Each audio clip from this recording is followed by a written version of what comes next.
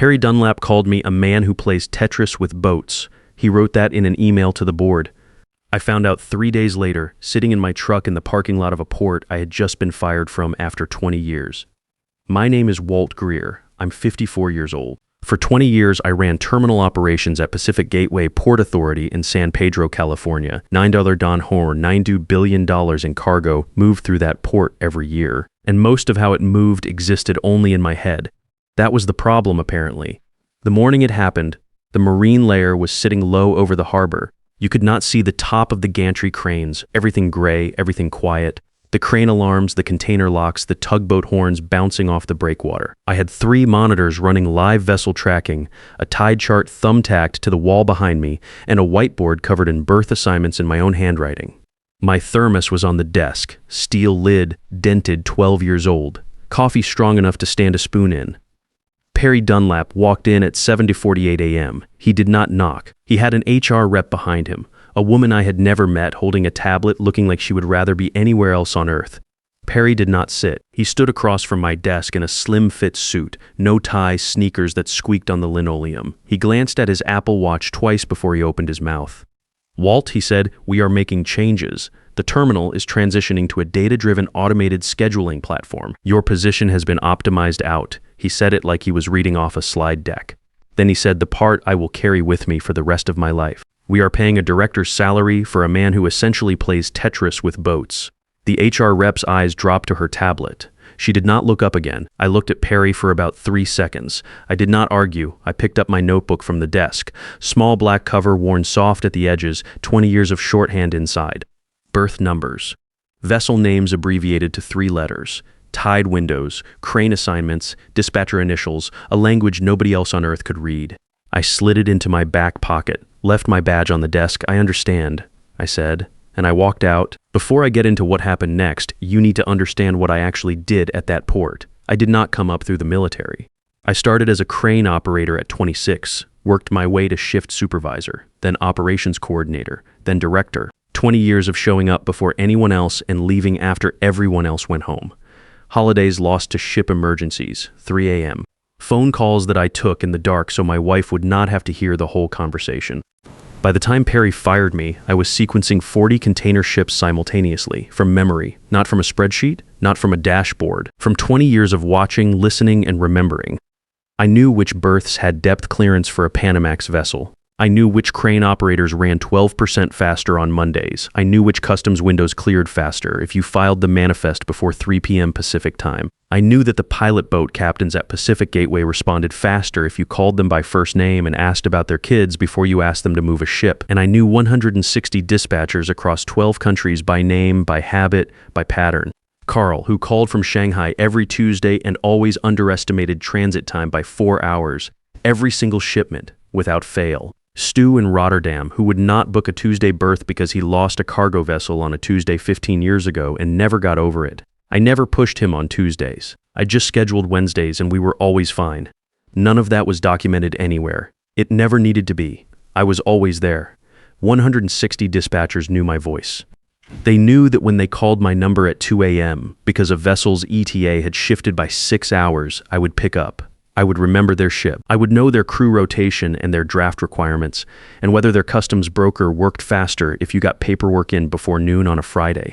That is not something you load into software. That is 20 years of showing up every single day and earning it one phone call at a time. Then I was not there anymore. Now let me tell you about Perry Dunlap, 29 years old, Wharton MBA. Before Pacific Gateway, he spent 8 months as a supply chain consultant at a firm called Vantage Solutions. Their main clients were meal kit companies and regional food delivery services. The most complex routing problem Perry Dunlap had ever solved before walking into my port involved getting refrigerated boxes to apartment buildings before 6 p.m. His father is Mort Dunlap, chairman of the Pacific Gateway Port Authority Board of Commissioners. Mort created the VP of Operations position specifically for Perry. That position did not exist before Perry arrived. It was invented, built from nothing, so that a 29-year-old with clean shoes and zero maritime experience could have a title that sat above mine. Perry arrived 10 weeks before he fired me. His first act was a 43-slide presentation to the board.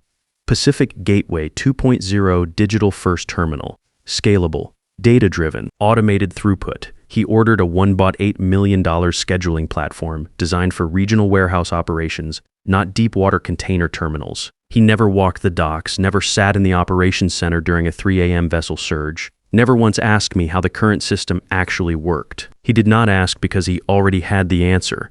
He looked at me and saw an aging administrator pressing buttons, a man whose job a phone app could do. 3 days before he fired me, he sent an email to the board. Vern Tully, my senior berth supervisor with 22 years on the docks, got hold of a forwarded copy and sent it to me that evening. I was sitting in my truck in the parking lot when I read it. Most of it was buzzwords, but one line stopped me. I have seen scheduling apps on my phone more sophisticated than what Greer does. We are paying a director's salary for a man who essentially plays Tetris with boats. I read it twice.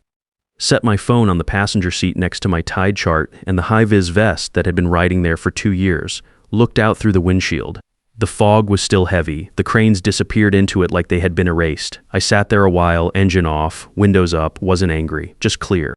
Like I finally knew exactly what I was going to do next. I started the engine and drove home.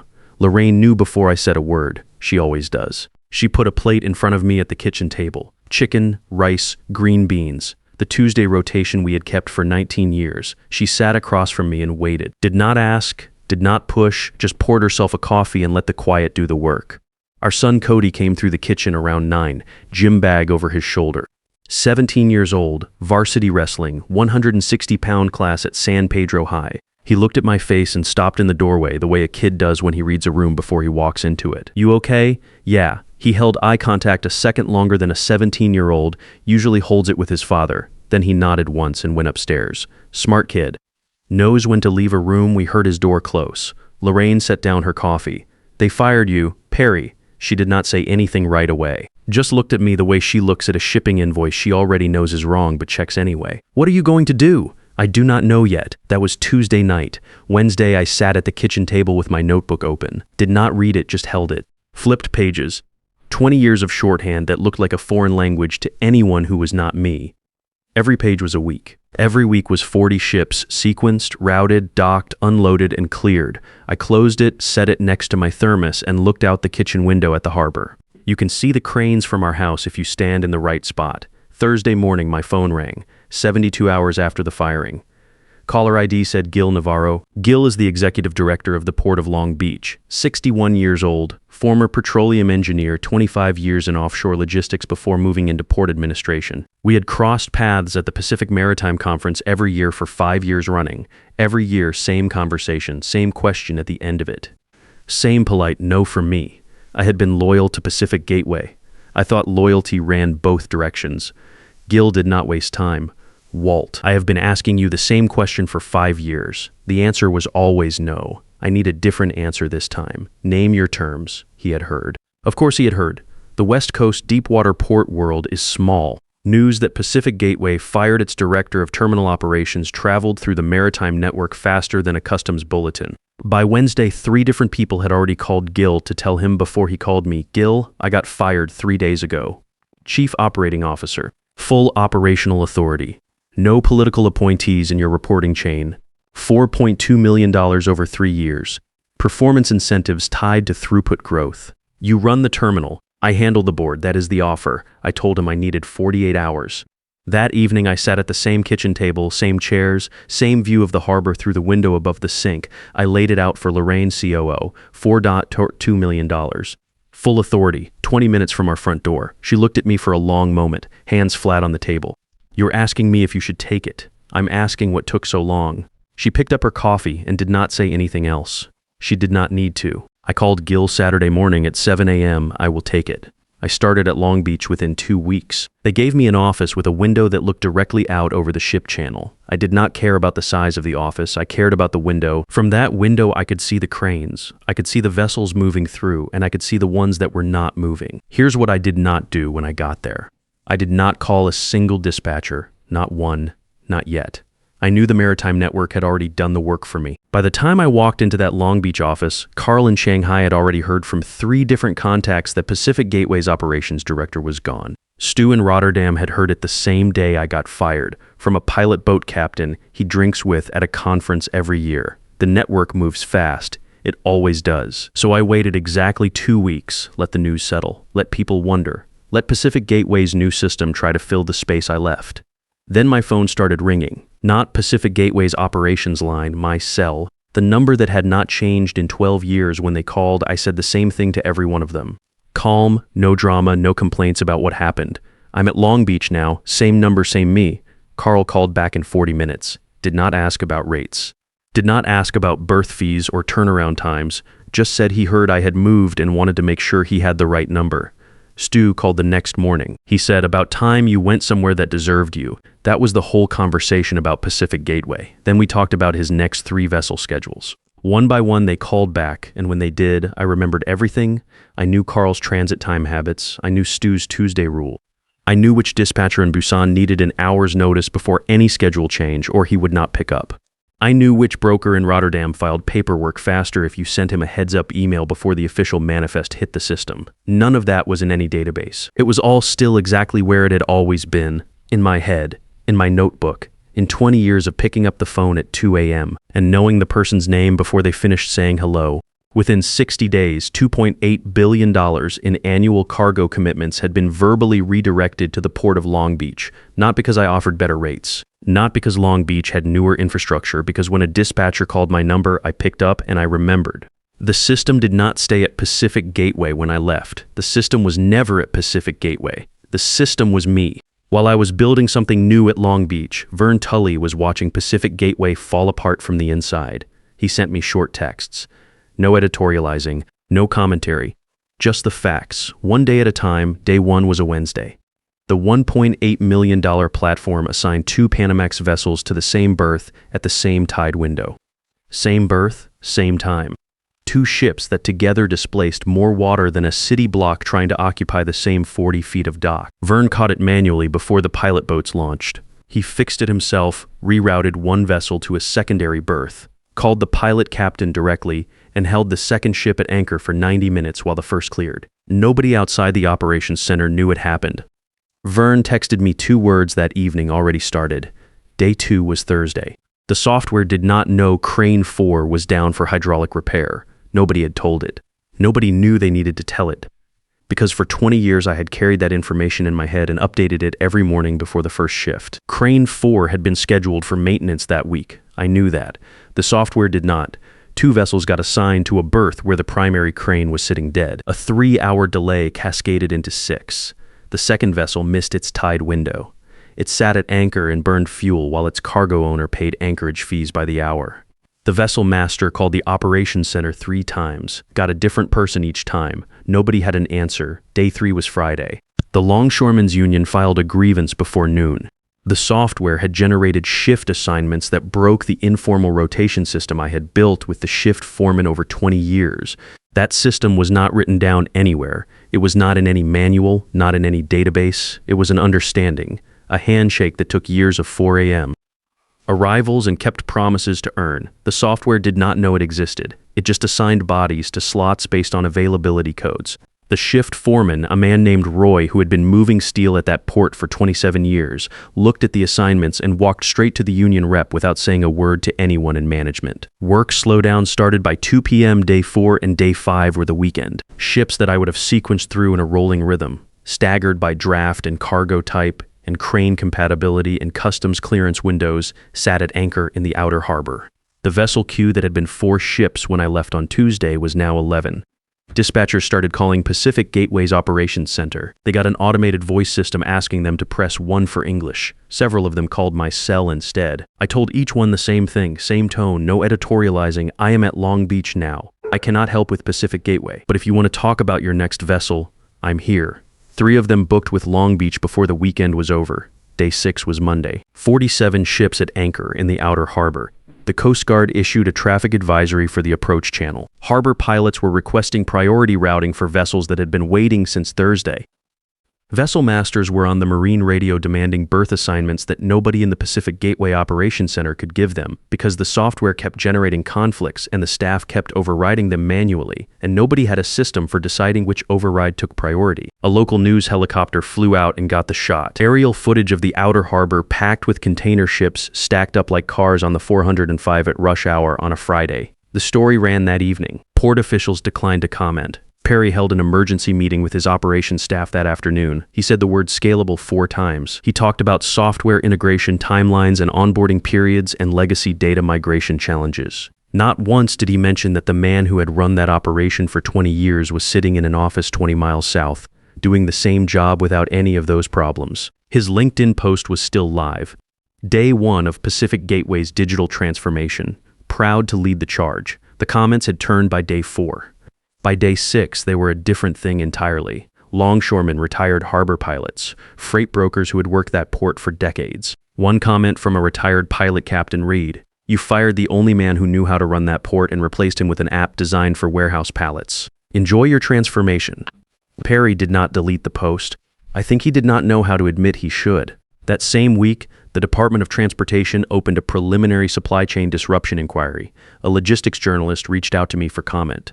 I declined, but I mentioned that Vern Tully, senior berth supervisor, 22 years on the Pacific Gateway docks, had watched the transition up close and might be willing to talk. Vern talked. Everything he said was factual. Everything he described was something he had personally witnessed. He had the dates, the vessel names, the delay times, the crane logs. Nobody could touch it because it was all true and all documented in the port's own operational records. The story ran the following week. Pacific Gateway's board chairman did not respond to requests for comment. Perry posted nothing. At the end of week 2, Opal Carver walked into Perry's office with a printout.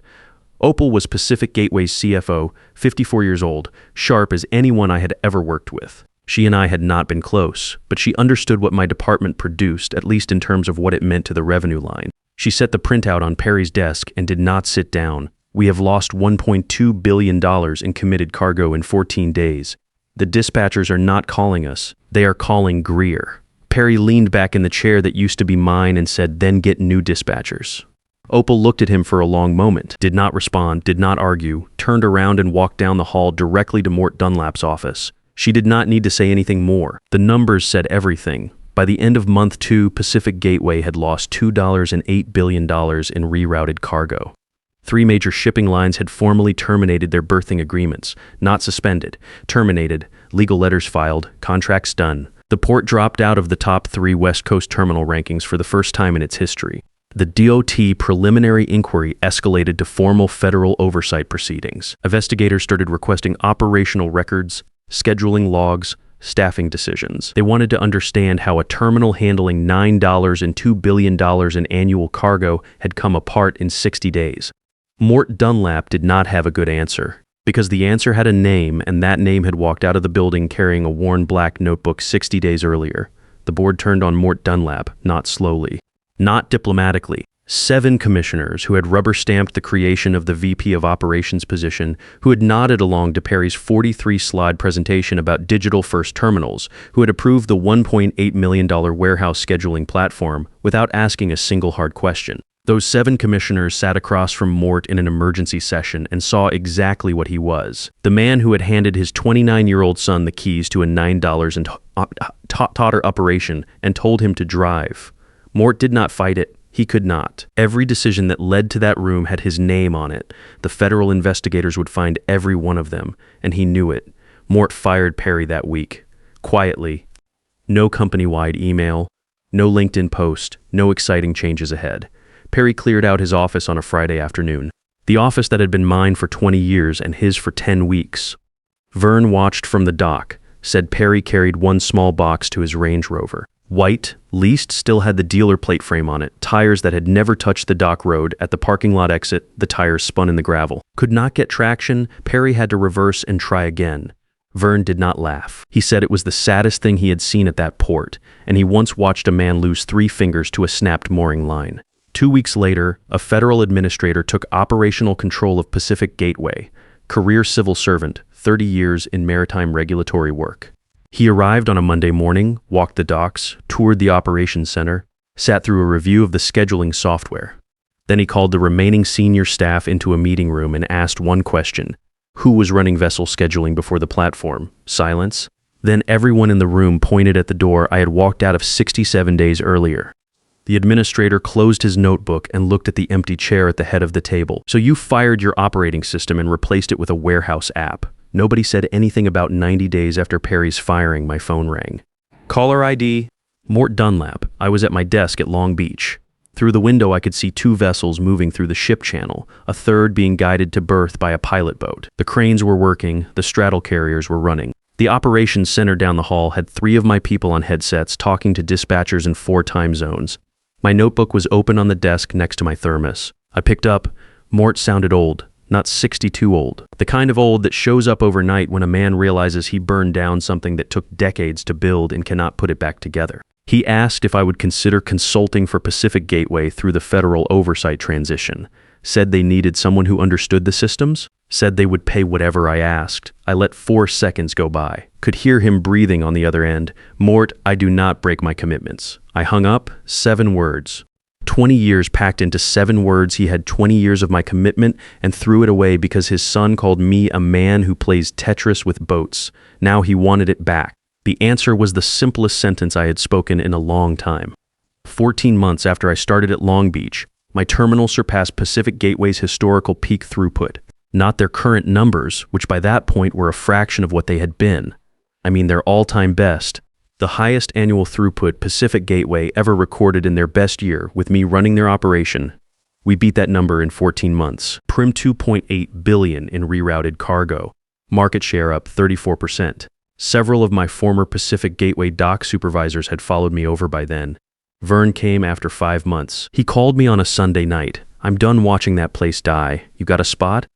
I always had a spot for Vern. Perry Dunlap, last I heard, took a junior analyst role at a supply chain startup in Austin. Not VP, not director. Junior analyst. The startup folded in under a year. Underfunded, overpromised, the usual story. He is between positions now. His LinkedIn still lists former VP of Operations, Pacific Gateway Port Authority. The dates are right there for anyone to see. 10 weeks. He does not explain what happened during those 10 weeks. He does not need to. Anyone in the maritime industry who pulls up that profile already knows. October came, Indian summer in San Pedro. The marine layer burned off early and stayed gone. Warm, golden. The kind of afternoon that makes you forget this coast even has fog. I drove to San Pedro High for Cody's wrestling match. Varsity, 160-pound class. Got there early. 2nd row, center. Lorraine sat next to me. She had taken a half day from work without explaining why to anyone. The gym smelled like matte cleaner and rubber soles on hardwood, bleachers filling in around us. The old buzzer rattled your chest when it fired.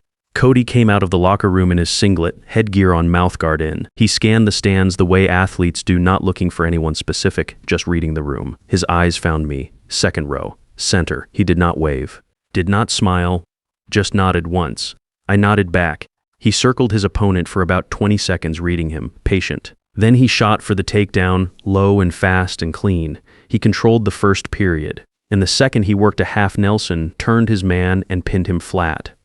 The ref slapped the mat. Cody's hand went up. I was not looking at a photo on my phone this time. I was right there. 2nd row. First match I had made it to all season. Lorraine's hand found my arm. She squeezed once and did not let go. Afterward, the 3 of us walked to the truck. Cody had his headphones in already, cooling down the way he does. He climbed in the back and closed his eyes. Lorraine took the passenger seat. I took the long way home along the harbor. Through the window, Long Beach's cranes were lit up against the dusk sky, loading a vessel from Singapore, unloading one from Rotterdam. Steady and unhurried, the rhythm of a port that runs because someone answers the phone. My cranes now. Lorraine's hand was still on my arm. Cody's breathing had gone slow, and even in the back seat. The harbor lights reflected off the water in long columns of orange. I did not say anything. She did not either. They say you can automate anything. Turns out you cannot automate a handshake, a promise kept, or a man who remembers every ship that ever crossed his harbor.